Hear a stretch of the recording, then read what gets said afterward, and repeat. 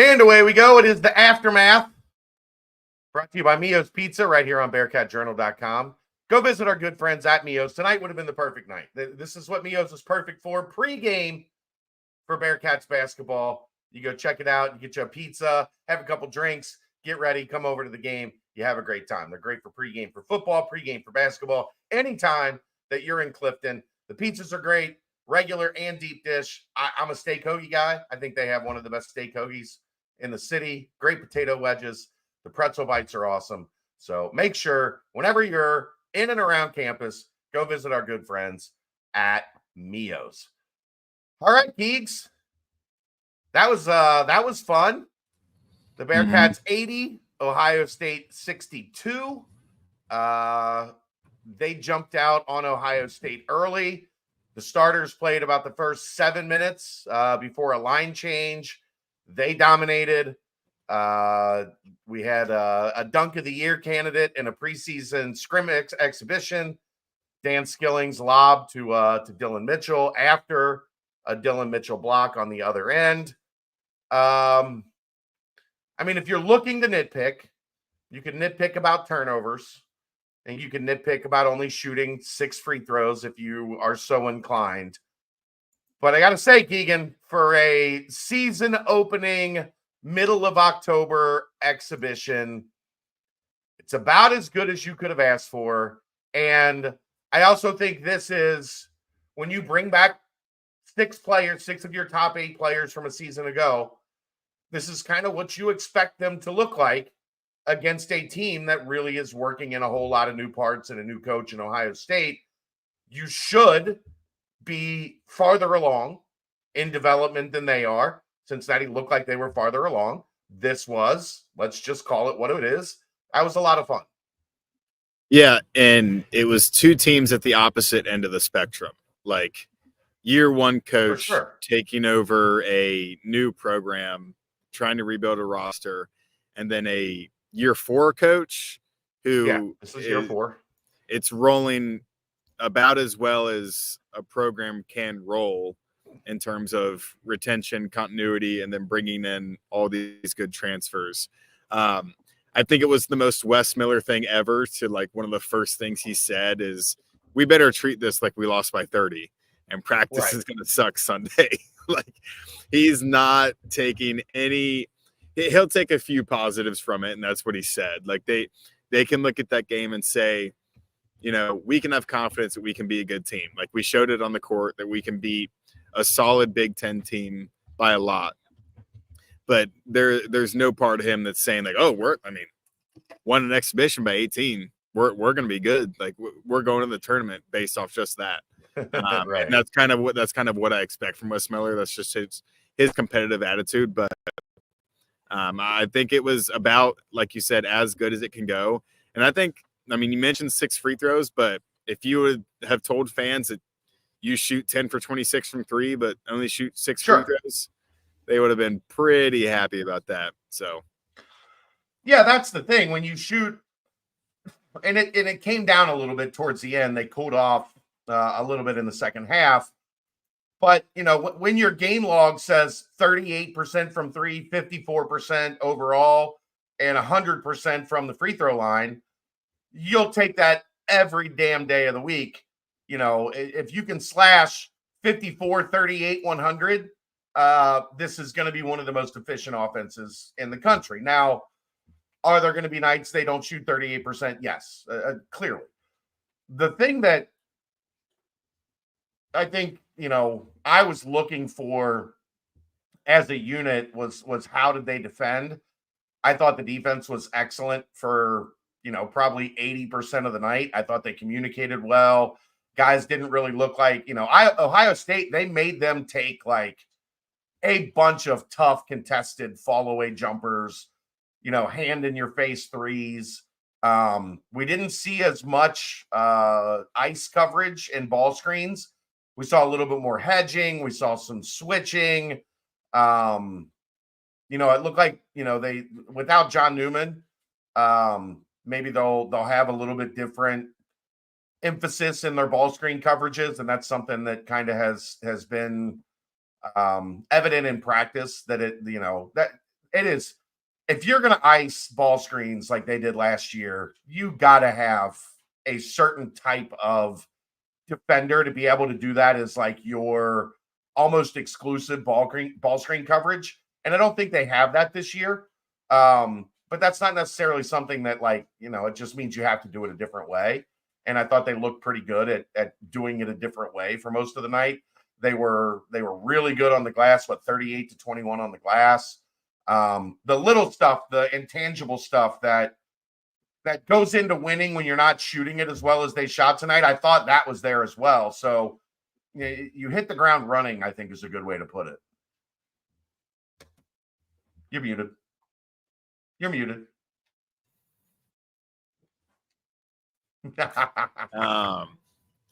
Only disappointment from me, just based off something that I was looking forward to seeing, was Connor Hickman. 2 points, 1 for 4, 0 for 2 from 3. I also think he's just smart enough to kind of realize, hey, there's a lot of dudes on this team that can make shots. So if I'm not really feeling it, I'm not going to take 5 or 6 threes just to see if I can make one. Like, let's give it to Jizzle. Yeah. You know who doesn't feel like that? Tyler Betsy. He ain't afraid to get him up, boy. Like, he knows how good of a shooter he is. The first one was pure. I thought there were 2 other ones that, from our vantage point, like, they were right on line and kind of rimmed out. But that dude has shooter, like, he has never seen one that he's like, I don't think this is a good one. Like, he gonna get it up on the rim. He's like, I'm not getting 20 minutes a game this season. I'm taking advantage of this. Like, if I'm open, the one he did hit, like, he had a hand in his face. So. Well, it was the guy. It was kind of one of those, like, hand down, man down, where the guy had his hand, like, in his chest. Yeah. Didn't have, like, the real, like, he wasn't blocking his vision to the rim. And Tyler was like, "You're just going to let me shoot this?" Mm-hmm. Okay. Bang. That's going to be deadly as he develops, because he is that type of shooter where if you just give him a sliver of space to get it off, he can hit it. I thought he got lost a couple times on defense, I thought, but it wasn't anything you don't expect from a freshman. There weren't any times that it really felt like, Ohio State's picking on him and like sending the ball his way and going at him. I thought he moved well. He switched a couple times, or passed off an assignment a couple times. But yeah, Connor Hickman, he passed up, I think, a couple open looks where if he really wanted to, he could have pulled the trigger. I thought he was going to hit the one coming off a screen on the right wing, and just caught it and instantly rose up and shot it. That's one that he's usually pretty proficient with. And he just missed it. But I mean, they shot it efficiently from all over the place. Tyler hit one, Josh Reed hit 2, Rayvon hit 1, Day hit 1, Seamoss hit 2, Jizzle hit 2, Dan hit 1. Like, if you can spread it out across the roster like that, how do you guard this team? Especially when they're stacking deflections on top of rebounding and then getting out in transition. That's probably one of the most impressive things to me, just in comparison to last year, because Wes prides the defense on getting deflections. Now you add the length of Dylan Mitchell into the starting lineup, Arrington Page as a depth piece.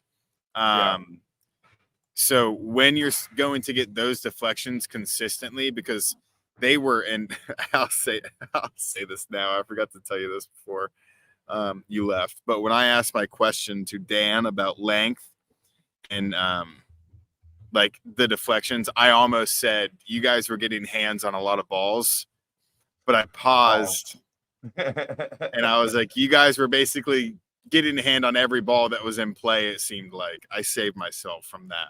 That would have been bad. Good work.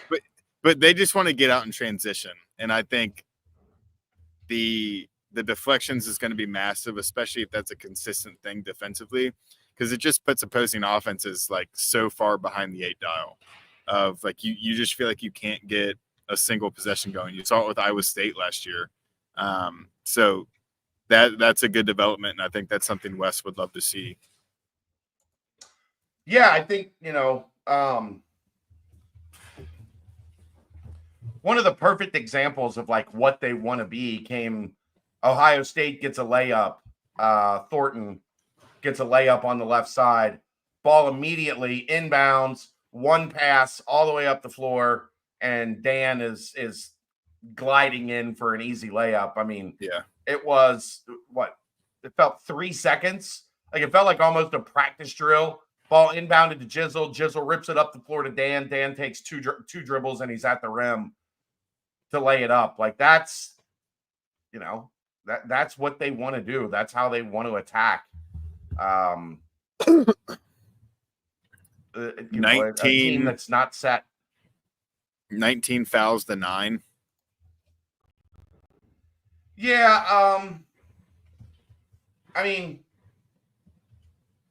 I thought they fouled a lot in the second half. I thought they got a little sloppy with their feet, a little lazy, a little maybe not as dialed in. That can happen sometimes when you're up 25. They had 12 of them in the second half. Yeah, I mean, they got a little sloppy in the second half. The first half was reasonable. I thought the game, I didn't feel like the officiating was poor. I just felt charity game officiating. Right. Like they let them play. I just thought Cincinnati fouled a little bit too much in that last, the final probably 10 minutes, 8-10 minutes. But also the rotations were, I mean, I think at one point they had CJ Anthony, Tyler Betsy, and I think Ray all on the floor at the same time. Yeah. For like a couple minute stretch. Like that's not gonna happen in the regular season. That's not to knock those guys, but you've got so many veteran experienced guys that at most of the time, 3 or 4 of them are going to be on the floor together, and then you're just mixing and matching the other spots. How is Paige? Paige is okay. Mm-hmm. I just think he's still not as strong as he needs to be, like in his core. He feels like he gets kind of bumped around a little bit when he's in the air or when he's trying to get post position down there. Now, he did show something that he is very good at as he caught the ball on the right wing, ripped through, got downhill, and then hit a little baby hook from like 12 feet. That is something that he is not a guy that's going to really post you up and stand on the block, put his hand up, and score with his back to the basket. But he can on some of those, like if he fakes a dribble handoff and then squares up a switch or squares up a mismatch, he can get downhill and give you a little bucket from 8-10 feet. So I thought it was good to see that. He rebounded it well. But I think, he's got some limitations offensively that are just, he grew a lot late in life. It takes you a little while to build that muscle to be able to handle, high major Power 5 basketball at the rim as a post player. Yeah, long gone are the days of Gary Clark and Kyle Washington where they get it down low and you're thinking there's an 80% chance you come out of this possession with points. Not many people could score like Kyle, bro. Not many people could score. Like he didn't come here to play. He didn't come here to pass the ball. If it went in, it wasn't coming back out. Good was going to put it in. Full extension arm toward the other basket. Just I've told this story a bunch. Like the year that they were at NKU, his senior year, we sat on the baseline by the opposing team's bench. And every time he would hit one of those in the first half, like right there in front of the opposing team's bench, I would look over and you could just see the assistants like,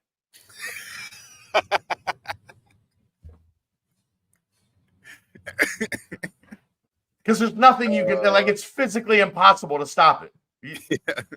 He would do it from 12 feet, from 15 feet, from 8 feet, like just bucket, bucket. Point guard. Yeah. Go ahead. No, I was just going to say that Wichita State game that year was my birthday present. Tickets. That's what Carissa got me for my birthday. So When that they was lost. sad. Yeah. When we had the international incident with Greg Marshall's wife and daughter. That's a different story that's not a podcast story. That's a fine Chad out one day and ask him about the Wichita State game at NKU. That's a 1 a.m. phone call story. Point guards. Point guards. I thought Day was really good. Yeah. I thought Jizzle, I liked that he wasn't overly aggressive. Like, I think the reality was, especially in that first segment, CMOS was going off, Dan was going off, Dylan was going off. Jizzle was like, all right, cool. We'll kind of hang out, and they don't really need me to be like an alpha right now.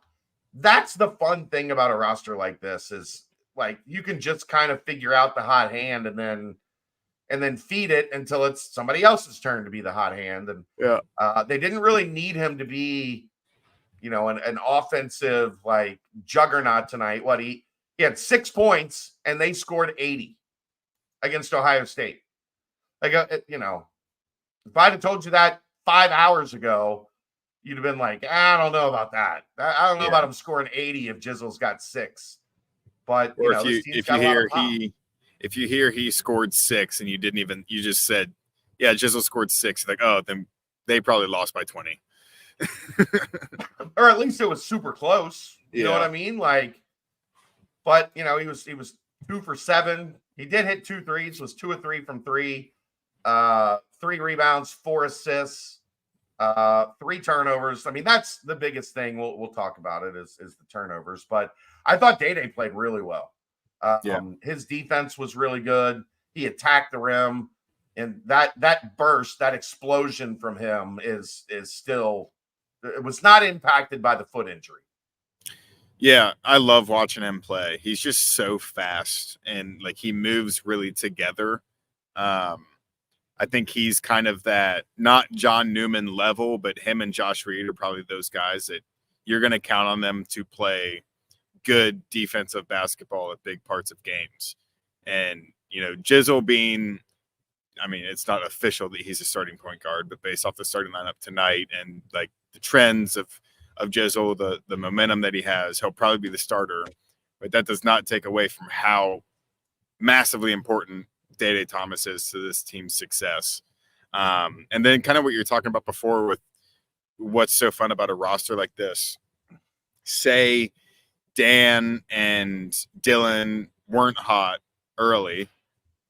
Jizzle can kind of take it into his own hands, and then there's open shots all over the floor for others because Ohio State has to send 2, or whoever has to send 2 to try to defend Jizzle.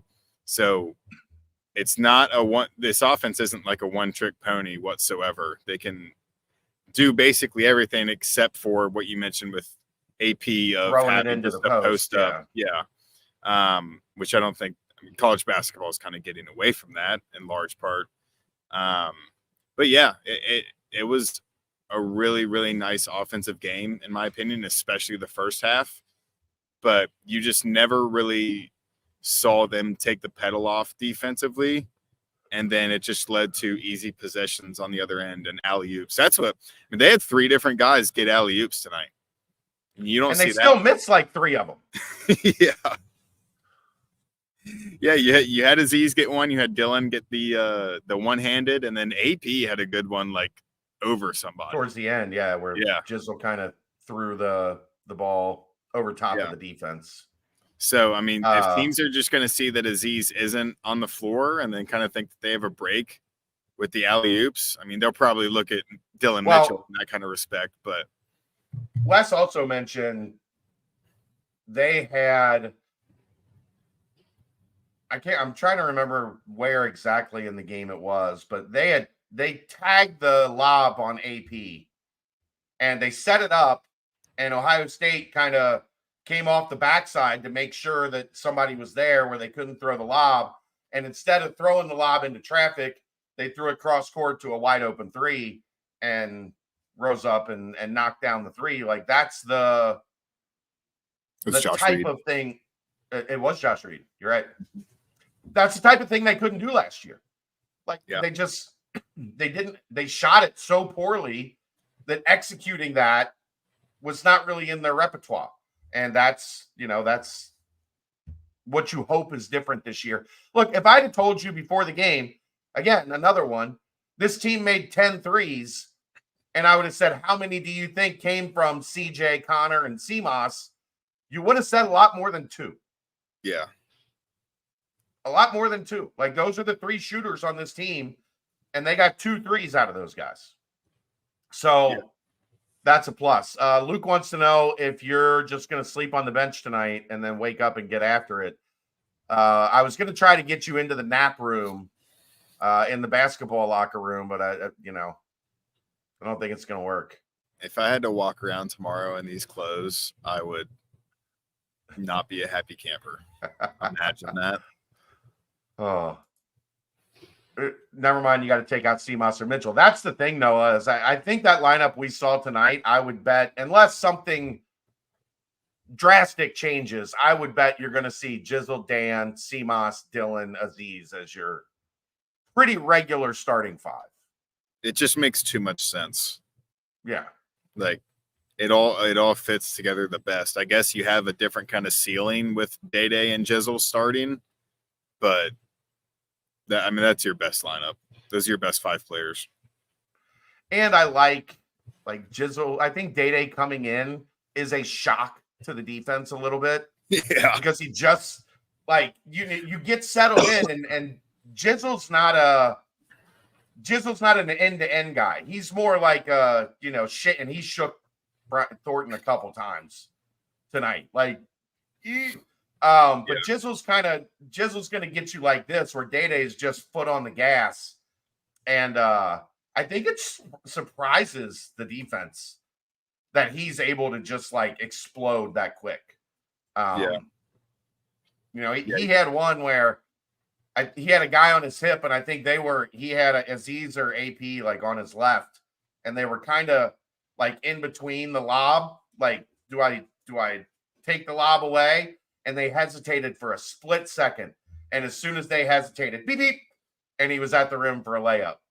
And it was and that's some of that, just pure athleticism that you can't teach. Yeah. Imagine you get to the 12-minute mark and you're like, okay, reserves are coming in. We got a break. Let's try to go on a run here. And then you have to deal with Day Thomas going against your arrested. Arrested Day Thomas, like a fresh Day Thomas. Doesn't sound like fun to me. No. What else? Josh Reed, great in his role. Came in, banged a couple threes, played good defense. CJ Frederick, Wes talked about. He only played 4 minutes, but Wes said he told him, hey, we don't need you tonight. Yeah. Tonight is not the night that we need you to go out there and hunt some shots for us. So yeah, I want to get Tyler Betsy, and I want to get a couple of CJ Anthony, get a couple of these guys on the floor, and CJ's going to be fine with that. Yeah, he said, I know what you can do. I know what CJ Frederick can do. I want to see what these guys can do. Dylan Mitchell's going to blow the roof off Fifth Third in big home games this year. He's a fun dude to watch. Yeah. He's fun in practice. I think he's one of those dudes that's just even a little extra different when the light goes on. Yeah. I think he was fired up. He plays similar to Dan. I brought it up in terms of how he has emotion on the court and just how he moves and the plays that he looks for in big moments. That's a bigger Dan Skillings to me.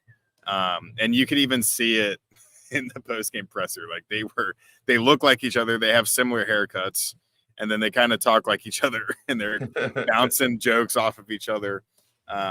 So the chemistry's high between those two, and it's looking, just based off that result, that it's high throughout the entire team. Has Josh's arc on his three changed? Yeah, it's not as insane as it was last year. He has got it down a little bit, and both of them were pretty pure. No, it's definitely changed, Harrow. It is definitely not as it's not as much of a moon ball as we saw a season ago. Why was Anthony Anderson there? So I guess he has a barbecue bit, like a barbecue spot, and they just opened it in TUC today. So that's why Anthony Anderson was there. They said he was here with Sodexo. So okay, well, I don't know what it was. He opened a barbecue restaurant in the food court at University Center today. They tweeted out just a picture of him and said, "What's up?" No context, like why Anthony Anderson was there.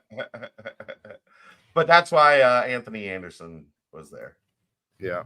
Rayvon, let's talk about Ray a little bit. Hit his first three, had a nice dunk. Day got a steal, and it got outletted to Ray, and Ray kind of brought the house down a little bit.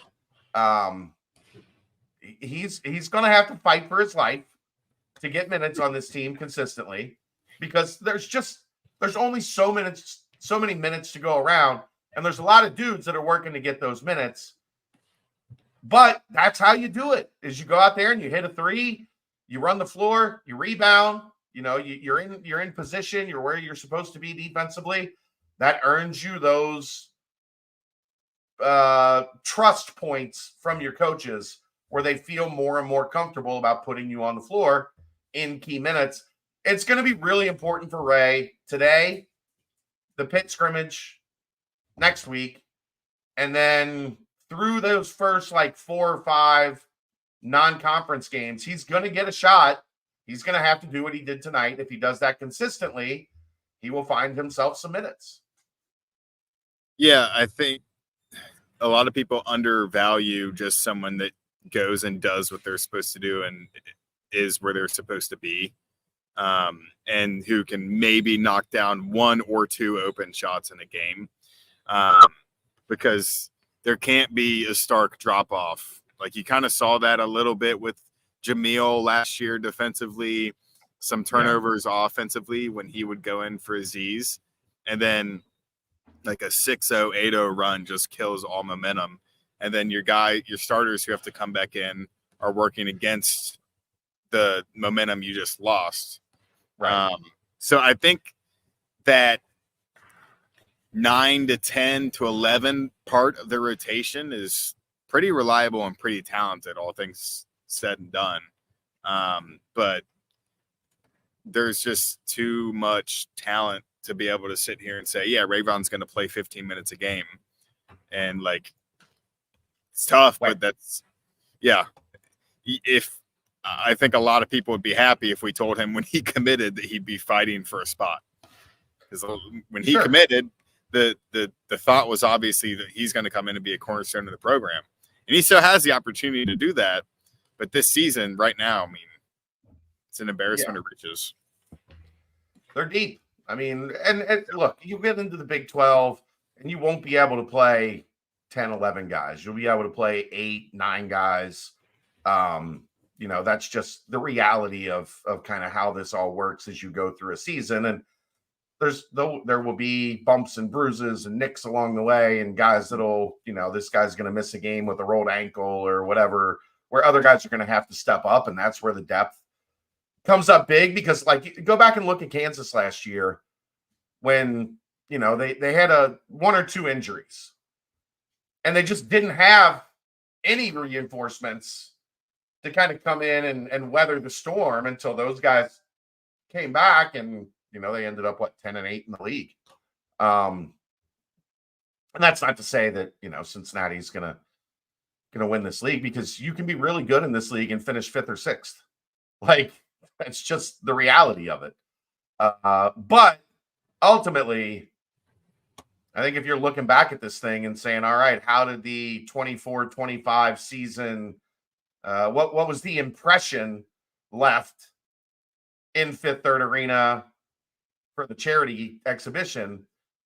I think everybody walked out of that building pretty happy tonight. Yeah. And I mean, like going back on depth and how important it is. I mean, you mentioned 2024, 2025. What's it look like? Look at 2023, 2024. It's the year of what the hell happened with Victor Locken. Right. Like, what if he turned from a starter to just an average depth piece? UC might be an NCAA tournament team. Yeah.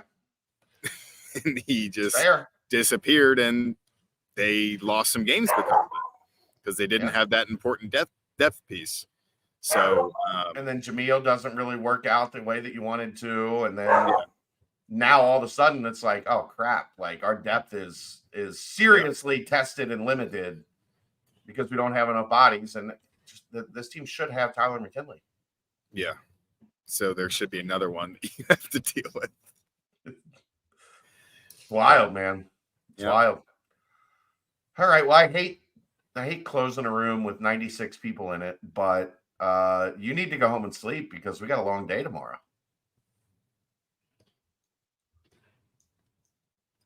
I'll leave here in the next 45 minutes. What else you want to talk about? Is there anything else you want to talk about? I think we touched on most of the main talking points. Yeah. I think it was a decent crowd. Yeah. I don't know what people were thinking. Maybe it was, it's homecoming. We're going to tailgate early tomorrow, so let's save it for the football game. Could have been some of it. I don't know, and you can correct me if I'm wrong. I don't know if that's a turnout where they're extremely motivated to get a regular season event going, to get all four teams under the same roof. Yeah, I don't think that impacts much of anything. If it was a regular season game, the place would have been sold out. Like, let's not fool ourselves. Yeah. I say regular season game. I guess that is kind of a weird thing to say, like, show up, show us that we should do it for this one. And then, like, it's just a completely different scenario and setting. It's also a Friday night near the end of high school football season in the city of Cincinnati. Like, and there's some homecomings going on, like in high schools around. So, But Marcus, what's up? Josh, what's going on, brother? My official take on the football game tomorrow is the same as UCF. They have no excuse to lose. No excuse. No excuse to lose. That's what I told Tony before the game last week. No excuse to lose. Oh, that's right. You go on Tony's show. No, that was in the UCF press box before the game. You can't lose to a team with a backup quarterback that completed 28 passes in a season. It's fair. And had a 1-to-5 touchdown interception ratio in a season. Look, this is also a Arizona State team that runs the ball, 64% of the time? 67. They might hand it off 75% of the time tomorrow. Okay. Don't get beat over the top. Bend, don't break. Red zone defense. Yeah. And they're not great in the red zone. So that's, it's a big part of it. But no, I don't have a whole lot else on here. I thought Seamas was really good. Shot it well, 2 of 5. I love that little 15-foot push shot that he hit a couple times tonight. It's so high, like it's a high probability shot. Like, yeah. He's coming off that curl, and everybody thinks he's going to shoot the 3 because that's how they used it a lot last year. Comes off that curl, and he just gets 1 or 2 dribbles, little 15-foot runner, floater kind of mix. Like I don't know what it is really. Yeah. It's like a push. I mean, I think a push shot is the best way to describe it, right? Because he gets it's not a floater. He gets this high off the ground. Like he could barely jump over a piece of paper when he executed it. Yeah. But it was bottom of the net. It was clean. I wonder if Wes, I wonder if he says, hey, Dan and Seamas, when a shot goes up, you sprint to your favorite spots behind the 3-point line. Because they are always in the same exact spot. Like, CMOS is to the right of the 5th third logo, and Dan's in the corner. Yeah. And then, And like, when a deflection happens, there's a kick out. They're right there. Like, they're going to be kick out merchants the entire season. And again, that's not even counting Connor Hickman and CJ Frederick also being able to be in those roles as high-level shooters. The rebounding, especially offensively, and that's a big, long Ohio State team. I would just say this: sometimes without Bradshaw, sometimes you don't get a kid, and it ends up working out in your favor. And that's not, look, Sean Stewart was probably one of their 2 or 3 best players. And that's not to say that I think Sean Stewart wouldn't have helped had he come to Cincinnati. But I think Dylan Mitchell fit what this team needs more than maybe Sean Stewart would have. Yeah. I will say this. Dylan Mitchell did not shoot free throws tonight, and I know he's a better free throw shooter than Sean Stewart. Yes. I've never seen Dylan Mitchell shoot free throws, and I know he's a better free throw shooter. That's not a strength for Sean Stewart, I will tell you that. Not a strength. And his knee looked really weird. Okay. When Brent said that, when Brent said that, I thought, you know, that could be like a big insecurity of his. Like, it's something he really doesn't like to talk about or think about. And we're roasting him for his weird looking knee. It looked weird. I'm not roasting him. I'm saying his knee looked weird. It looked like an alien. Maybe I'm roasting him a little bit, but hey, look. Anytime the Bearcats can get a win over Ohio State, even if it doesn't count. I think Wes was pissed they played so well, if we're being honest. That's the thing. Like, I don't like coming on these things and just talking about how good they played, but there's not much negative you can take from that at the end of the day. Yeah, I mean, the negative things were not enough free throws and what was the other one? Turnovers. And the turnovers, look, it's October 18th. Like, you're going to turn it over some. Like, you're not going to be super sharp taking care of the ball. Ohio State had 17. So, like, that is part of comes with the territory. And a couple of them, like, CMOS had a couple that were just kind of, like, pick up ball, you know, open gym type passes that you can't, he knows better than to throw those in a game. Yeah. I thought Day and Jizzle each had a couple that they probably would have liked back to get you down more in that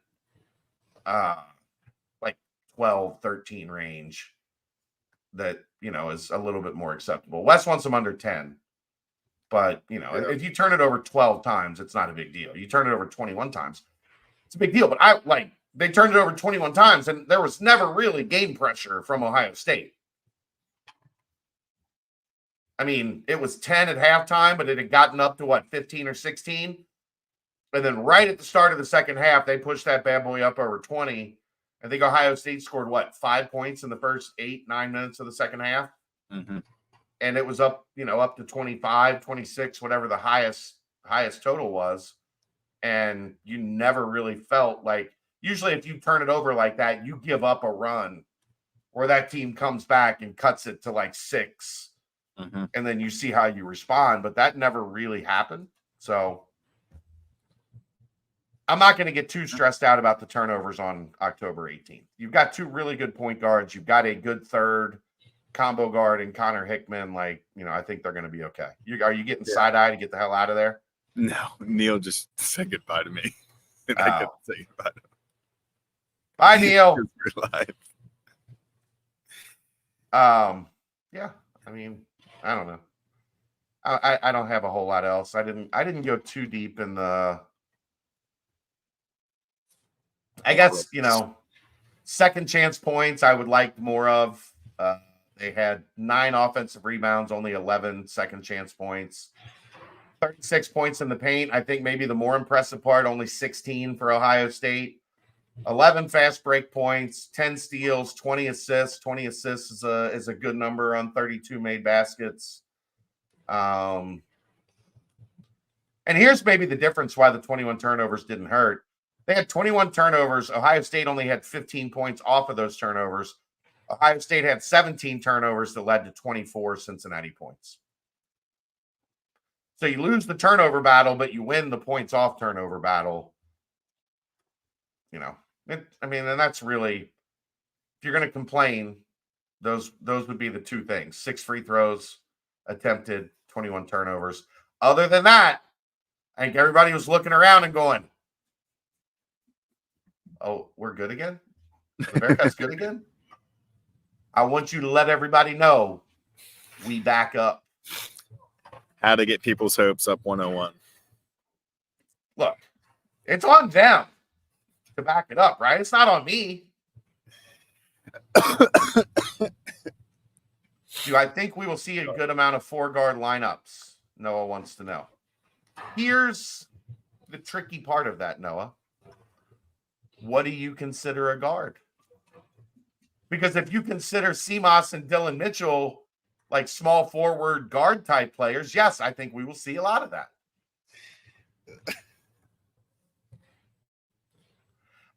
I think those two are going to play the majority of the minutes at the 4. So if that's what you consider a guard, like somebody that can put the ball on the floor, get to the rim, like if that's a guard, then yeah, you'll see a lot of 4-guard lineups. Because I don't think they have it.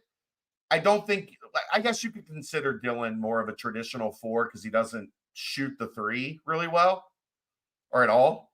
Like, as in he had a whole season where he didn't attempt one. But I don't consider him like a big power, like bulky traditional 4. And they don't really have that guy on the roster. So yeah, you're going to get a lot of guys with guard skills.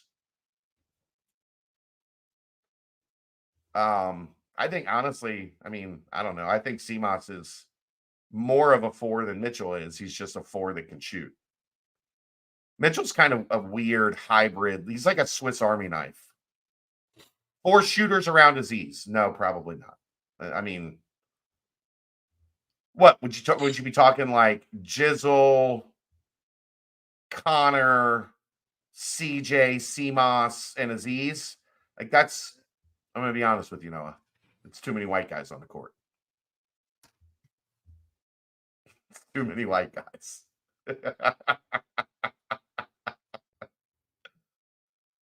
Keegan's ready to go.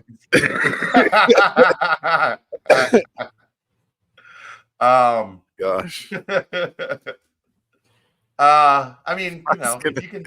I was gonna say some like actually analytical thing about why that wouldn't work, and then you just come in with that. Just tell it like it is, Keith. Too many white guys.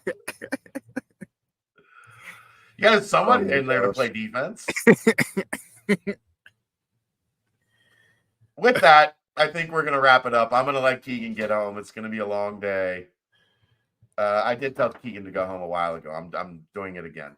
Keegan, thank you, sir, for sticking around at Fifth Third Arena and giving us some coverage. It would have been difficult for Aaron because he's in Athens, Ohio, and he couldn't have watched it. Oh, by the way, the reason there was no stream of this game, Wes Miller and John Diebler didn't. I think probably more John Diebler, but I think Wes agreed. Jake Diebler, sorry. They have 3 really tough games to start the season, like 3 really tough non-conference games early in the year. I think he was good with not having a lot on tape, but now he might want them to see this to think, oh, those guys stink. We don't have to worry about them. But I think the coaches both mutually decided not to stream it and put a lot of video out early in the season. So that's where it came from. Keegs, I will see you tomorrow. Wonderful job. Okay. Thank you. And everybody, thank you for tuning in. That is the Aftermath, brought to you by Mio's Pizza, right here on BearcatJournal.com.